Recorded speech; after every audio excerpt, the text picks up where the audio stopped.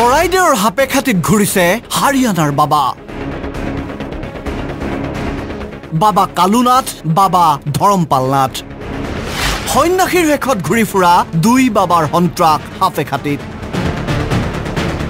গায়ত্ৰী মন্ত্ৰটোকে মুখত নফুটা হাৰিয়ানাৰ এই দুই ভণ্ড বাবাই নিজকে সন্ন্যাসী বুলি কয় বাবা কালু আৰু বাবা ধৰমপালৰ যৌন লিপ্সা বাহিল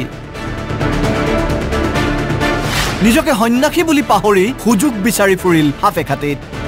কোৰ উপাধিৰ এগৰাকী মহিলাৰ ঘৰত কোনো নথকাৰ অৱস্থাত কন্যাৰ মুখত উপাধি অশালীন ব্যৱহাৰ কৰিলে ভণ্ড এই দুই বাবাই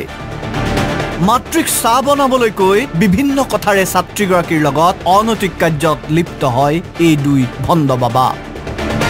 ছাত্ৰীগৰাকীক মুখত উপাধি অনৈতিক কাৰ্য কৰিবলৈ ওলোৱা দুই বাবাই শিক্ষা পালে হাপেখাতিত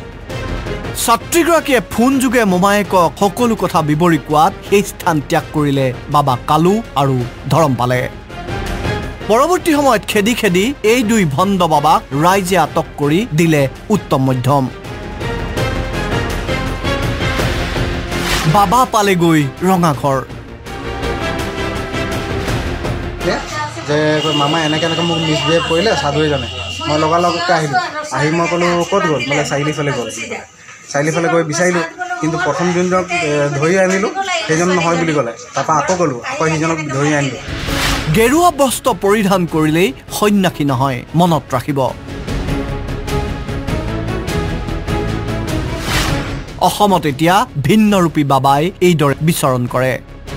একাংশই সেৱা কৰে একাংশই দক্ষিণা দিয়ে অসমত এনে সুবিধা পাই বাবেই বহিৰাজ্যৰ পৰা আহে ভণ্ড আৰু ৰূপ লয় বাবাৰ হাপেখাতিৰ পৰা কৃষ্ণ গগৈ ৰিপৰ্ট আসাম টক্স